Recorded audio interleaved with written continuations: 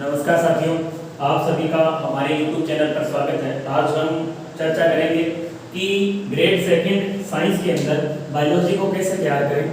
Grade second science में biology का बहुत बड़ा योगदान है और सिलेबस भी बहुत बड़ा है। इसको हम कैसे कवर करें और कम समय में इसके जो शॉर्ट नोट्स हैं वो कैसे तैयार करें और कहाँ से पढ़ें बायोलॉजी को कि हम अधिक से अधिक अंक प्राप्त कर सकें। इसके लिए हमने राजस्थान जो बोर्ड की बुक्स हैं, इसके अलावा राजस्थान एनसीईआरटी है, इसके अलावा एलएन की जो सीट है उनका जो निचोड़ सार संग्रह हमने यहाँ प्रस्तुत करने का प्रयास किया है। और इसके जो यदि आप इतना मैटर भी बायोलॉजी के अंदर कवर कर लेते हो तो एक अच्छा स्कोर बायोलॉजी में आप कर सकते हो। भी बहुत ही शानदार समय है आपके सामने। और आने वाले महीने में या अगले महीने में जब भी विज्ञप्ति आरटीसी जारी करती है तो जब तक आप अपने सिलेबस को कवर कर लें तो आप बहुत से कोचिंग में आपने या कहीं क्लासेस में आपने पढ़ा होगा बायोलॉजी को, लेकिन आज तक ये किसी ने नहीं बताया कि हम बायोलॉजी के शॉर्ट नोट्स कैसे तैयार करें या क्या महत्वपूर्ण है, क्या पूरी बायोलॉजी इंपॉर्टेंट है। संभव नहीं है। सभी आप केवल ग्रेड सेकंड की तैयारी कर रहे हैं, ना कि कॉलेज लेक्चरर की। तो यहाँ 3-4 सब्जेक्ट हैं। तो हम यदि इस तरह संपूर्ण बायोलॉजी, संपूर्ण केमिस्ट्री, संपूर्ण फिजिक्स, संपूर्ण टीचिंग मेथड, संपूर्ण जीके पढ़ने लगे तो आप सिलेबस को कैसे कवर करेंगे। तो इससे संबंधित आपकी काफी दिनों से डिमांड भी थी और विद्यार्थियों को वास्तव में नहीं पता कि बायोलॉजी पढ़नी कहाँ से है, कैसे पढ़नी है। क्या मैं भी समझता हूँ कि बायोलॉजी को यदि हम सिलेबस का देखें तो एक बहुत बड़ा सिलेबस है। यदि आप 5-6 कॉपियां भी भर लेते हैं तो भी बायोलॉजी आपकी कवर नहीं होगी, फिर भी कम पड़ती है। क्योंकि एनिमल फिजियोलॉजी है, प्लांट फिजियोलॉजी है, प्लांट टैक्सोनॉमी है, एनिमल टैक्सोनॉमी है, जेनेटिक्स है, बायोटेक्नोलॉजी है, बहुत से टॉपिक हैं, बहुत बड़ी हो जाती है यूनिट्स भी। तो हम इस पर शॉर्ट नोट्स इसके जो कैसे तैयार करें और जो इंपॉर्टेंट चीज है उनको ही हमने पॉइंट टू पॉइंट है जो याद करना है। और कोशिश हमारी यही रहेगी कि आने वाले जो सेकंड ग्रेड है उसमें आपके जो अंक हैं वो उच्चतम अंक आप प्राप्त करें। और इसके लिए आपको करना क्या है कि राजस्थान बोर्ड की बुक, अब हम बुक कौन सी पढ़ें उसके लिए भी हम आपको सजेस्ट करते रहेंगे। आपका पहला जो कार्य है वो है कि हमने जो ये टॉपिक तैयार किया है वो सभी का निचोड़ है, सार संग्रह। तो आप इसको पहले समझें, इसके जो शॉर्ट नोट्स हैं वो आप जरूर बनाएं ताकि आने वाले समय में आपको अंतिम समय में किसी को तरफ देखना ना पड़े, कोई बुक ना खोलनी पड़े। केवल इन जो 10-15 दिन 20 दिन में इन शॉर्ट नोट्स का जो रिवीजन हो जाए, ये शॉर्ट नोट्स आपको जरूर बनाने होंगे यदि आपको बायोलॉजी तैयार करनी है तो। नहीं तो लास्ट टाइम में आप केवल डिमोटिवेट होने के अलावा कुछ भी हमारे पास नहीं बचता है। क्योंकि अंतिम समय में हम रिवीजन इतने बड़े सिलेबस का कैसे करें।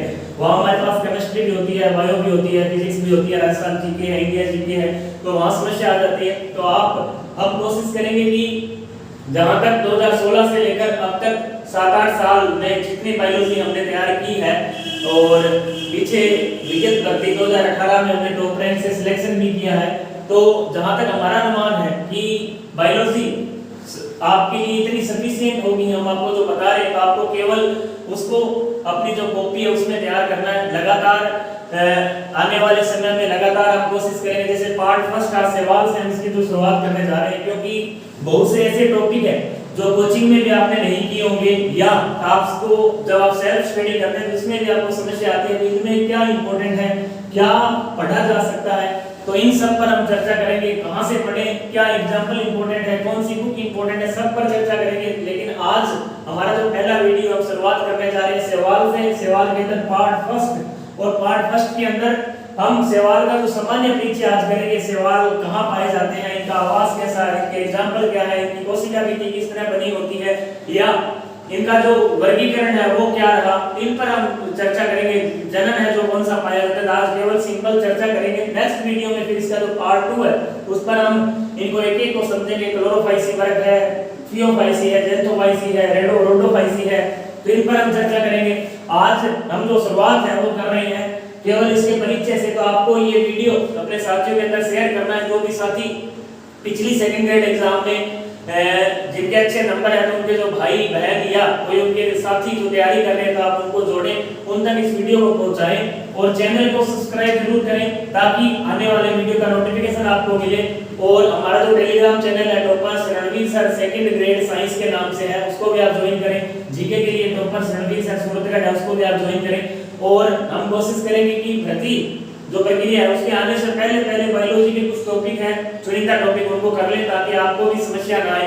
और लगातार आप जुड़े रहें। और हम वीडियो की शुरुआत कर रहे हैं सवाल से, एलगी से, पार्ट फर्स्ट। इसका जो सामान्य नाम चर्चा करें सवाल पर, सवाल है क्या? सवाल जो विटेकर ने क्लासिफिकेशन दिया था, विटेकर ने क्लासिफिकेशन दिया, उसके अंदर उन्होंने प्लांट जो क्लासिफिकेशन था, मोनेरा है, प्रोटिस्टा है, कवक है, प्लांटी है, एनिमेलिया है। तो प्लांटी के अंदर जो पहला पार्ट है वो सवाल, प्लांट की जो शुरुआत है वो सवाल से होती है। प्लांट सवाल से शुरू हुए। सवाल में आपको ये भी पता है कि क्लोरोफिल पाए जाने के कारण, लवक क्लोरोफिल पाए जाते हैं, इसके कारण ये जो अपना भोजन है स्वयं बनाते हैं। तो इसका जो परिचय आपको पता है कि ये किसका है? प्लांटी वर्ग है, प्लांटी क्लास से संबंधित है। सवाल पाए जाते हैं। सवाल शब्द सबसे पहले जो अपना पहला पॉइंट है वो है सवाल शब्द। सबसे पहले किसने दिया? लिनियस जो वैज्ञानिक, उन्होंने सवाल शब्द दिया। और इनका जो अध्ययन है वो क्या कहलाता है? फाइकोलॉजी कहलाता है। फाइकोलॉजी हिंदी शब्द है फाइकोलॉजी, हिंदी में लिख दिया है मैंने आपको फाइकोलॉजी। इंग्लिश टर्मिनोलॉजी आपको बायोलॉजी में खास ध्यान रखनी है। कभी भी आप बायोलॉजी करें तो इंग्लिश टर्मिनोलॉजी आप बहुत गौर से पढ़ लें। कोशिश करें कि आप उसको इंग्लिश में ही याद करें, क्योंकि हिंदी में इनके शब्द एक से अधिक हो सकते हैं, लेकिन इंग्लिश में टर्म केवल एक रहेगी। नेक्स्ट पॉइंट है इनका जो आवास है। हमें भी पता है सवाल लवणीय और अलवणीय जल में पाए जाते हैं, लेकिन कुछ सवाल इनके लवणीय जल में भी होते हैं, कुछ अलवणीय जल में भी होते हैं। उसकी चर्चा हम आगे क्लास में करेंगे। क्लोरोफाइसी का कौन सा लवणीय है, थियोफाइसी का कौन सा लवणीय है, कौन सा अलवणीय, वो हम आगे चर्चा करेंगे। यहाँ आपको केवल ये ध्यान में रखना है, ये दोनों प्रकार के जल में लवणीय और अलवणीय अर्थात स्वच्छ जल दोनों में पाए जाते हैं। नेक्स्ट पॉइंट है कि इनकी जो कोशिका भित्ति है, बहुत इंपॉर्टेंट और पॉइंट है कि कोशिका भित्ति सेल्यूलोज की बनी होती है और इसके साथ एक पेक्टिन पाया जाता है, लेकिन मुख्य रूप से सेल्यूलोज और पेक्टिन की होती है। लेकिन कुछ सवालों में इसके अलावा ग्लैक्टोन्स, मैग्नीज, खनिज लवण, कैल्शियम कार्बोनेट भी उपस्थित होते हैं, तो आपको ये भी ध्यान में रखना है। इसके अलावा सवालों में विभिन्न प्रकार के वर्णक पाए जाते हैं, जैसे क्लोरोफिल है, जेंथोफिल है, कैरोटीन है। तो यदि हम बात करें जेंथोफिल की, क्लोरोफिल की, तो क्लोरोफिल में क्लोरोफिल ए है, क्लोरोफिल बी है, क्लोरोफिल सी है, क्लोरोफिल डी है, क्लोरोफिल ई है। इसी तरह कैरोटीन पाए जाते हैं। बीटा कैरोटीन मुख्य रूप से मुख्य वर्णक है। और क्लोरोफिल में chlorophyll A, in chlorophyll A और बीटा कैरोटीन को, क्लोरोफिल ए और बीटा कैरोटीन को हम सार्वत्रिक वर्णक, यूनिवर्सल पिगमेंट कहते हैं। बहुत इंपॉर्टेंट है, एग्जाम में प्रश्न पूछा हुआ है। प्रश्न 2013 में भी सार्वत्रिक वर्णक, एक बार एशियन में भी पूछा था। सार्वत्रिक वर्णक कौन से? क्लोरोफिल ए और बीटा कैरोटीन सभी प्रकार के सवालों में पाए जाते हैं, चाहे वो क्लोरोफाइसी हो, फियोफाइसी हो, जेंथोफाइसी हो, रोटोफाइसी हो, इससे कोई सा भी प्रकार है उसमें ये प्रेजेंट रहते हैं। इसके अलावा जैसे क्लोरोफाइसी, उसमें क्लोरोफिल ए पाया जाए, क्लोरोफिल ए और बी पाए जाएंगे, इसमें क्लोरोफिल ए और सी पाए जाएंगे, जेंथोफाइसी में ए और ई पाए जाएंगे, रोटोफाइसी में ए और डी पाए जाएंगे। तो ये अलग-अलग सवालों में अलग-अलग वर्णक है जो पाए जाते हैं। बाकी हम विस्तृत चर्चा इसकी सारणी के माध्यम से लास्ट में करेंगे पूरा। उसके बाद इनका जो संचित भोज्य पदार्थ है, संचित भोज्य पदार्थ इंपॉर्टेंट है सवालों में। कॉमन यदि हम बात करें तो वो होता है संचित भोज्य पदार्थ स्टार्च, जिसको मंड बोलते हैं, और कवक के अंदर होता है ग्लाइकोजन। यहाँ भी कुछ ऐसे भाग हैं इसके, जैसे क्लोरोफाइसी है, क्लोरोफाइसी में हमें पता है मंड पाया जाता है, लेकिन फियोफाइसी है इसका संचित भोजन अलग होगा। जेंथोफाइसी है, रोटोफाइसी है, इनका संचित भोजन है। जैसे रोटोफाइसी, उसका रोटोफाइसियन स्टार्च जिसको बोलते हैं, रोटोफाइसियन स्टार्च अलग पाया जाता है, तो उसको आपको स्पेशली ध्यान में रखना है। वो हम एक सारणी के माध्यम से आगे चर्चा करेंगे, तब आपको उस पर चर्चा करेंगे। आगे है पाइरेनोइड, बहुत इंपॉर्टेंट पॉइंट है। पाइरेनोइड क्या है? बहुत बार पूछा हुआ है एग्जाम में, आपकी बुक्स में भी दे रखा है राजस्थान बोर्ड की, कि पाइरेनोइड होते क्या हैं? जिनके केंद्र में प्रोटीन पाई जाएगी थोड़ी सी मात्रा में, बिल्कुल नगण्य, और उसके चारों ओर स्टार्च का है जो आवरण होगा, उसे हम पाइरेनोइड्स बोलते हैं। पाइरेनोइड का डायग्राम आपको बना दें कि मिडल, मध्य में एक प्रोटीन का टुकड़ा और चारों से किससे घिरे होगा? स्टार्च से या मंड से घिरा होगा, उसे पाइरेनोइड बोलते हैं।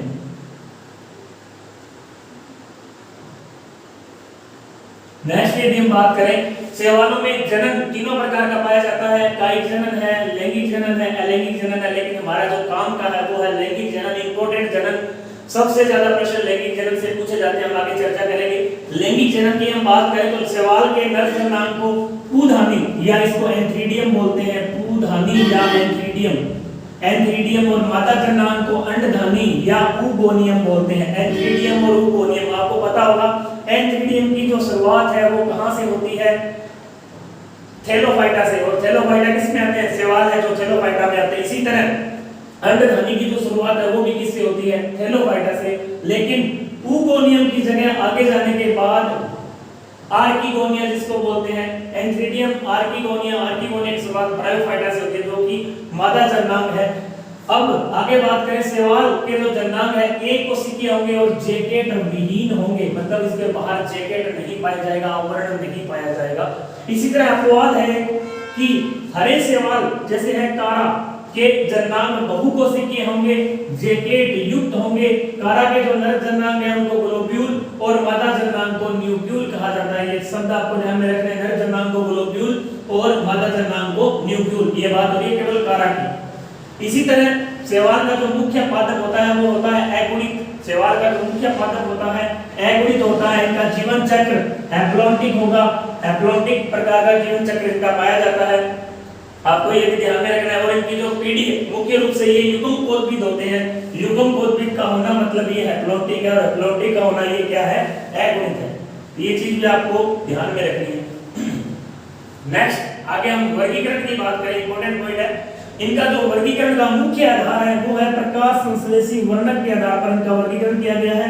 लेकिन इसके अलावा इनमें वर्गीकरण में संचित भोजन और कशापिका का भी योगदान है, अर्थात इनके आधार पर भी इनका वर्गीकरण किया गया है। और अपने वर्गीकरण की बात करें तो आपको पता है वर्गीकरण क्लोरोफाइसी है, फियोफाइसी है, जेंथोफाइसी है, रोडोफाइसी है, साइनोफाइसी है। साइनोफाइसी आजकल सवाल में नहीं आते, ये बैक्टीरिया की क्लास है, साइनोबैक्टीरिया जिसको बोलते हैं, ये बैक्टीरिया में आते हैं। और हम नेक्स्ट वीडियो में आज हमने केवल इसका जो सिंपल परिचय किया है कि शैवाल है क्या। कल हम आगे की क्लास में जैसे क्लोरोफाइसी के एग्जांपल, क्लोरोफाइसी में कौन कौन से वर्णक पाए जाते हैं, इनके जो एग्जांपल है, क्या विशेषता है क्लोरोफाइसी की। इसी तरह फियोफाइसी में कौन से वर्णक पाए जाएंगे, क्या इनमें कशापिकाएं पाई जाएगी, इनका संचित भोज्य पदार्थ क्या होगा, या इनके जो एग्जांपल है वो क्या होंगे, या इनके जो इकोनॉमिक इंपॉर्टेंट है।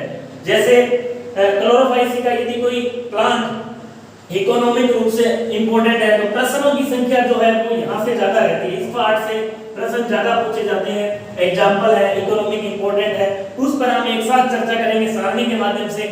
और आपको 2 से 3 क्लास के अंदर पूरा सवाल हम कंप्लीट करवाएंगे। जैसे क्लोरोफाइसी में क्या सवाल पूछा जा सकता है कि इसके जो एग्जांपल है इसमें कौन से वर्णक पाए जाएंगे, इनका जो संचित भोज्य पदार्थ है वो क्या होगा, इनमें कशापिकाएं उपस्थित होगी या अनुपस्थित होगी, लैंगिक जनन पाया जाएगा या नहीं पाया जाएगा, या इनके जो एग्जांपल है उसके बाद इनके जो इकोनॉमिक इंपॉर्टेंट है, यदि कोई इसका पादप इकोनॉमिक इंपॉर्टेंट से इनको उपयोगी है तो उसका जो प्रश्न है वो पूछा जाता है। तो आपको आइडिया हो जाएगा कि लगभग सवाल को हमको कहां से पढ़ना है, कैसे पढ़ना है। इस पर हम आगे के वीडियो में, ये केवल शुरुआत है, आगे के वीडियो में इस पर विस्तृत चर्चा करेंगे।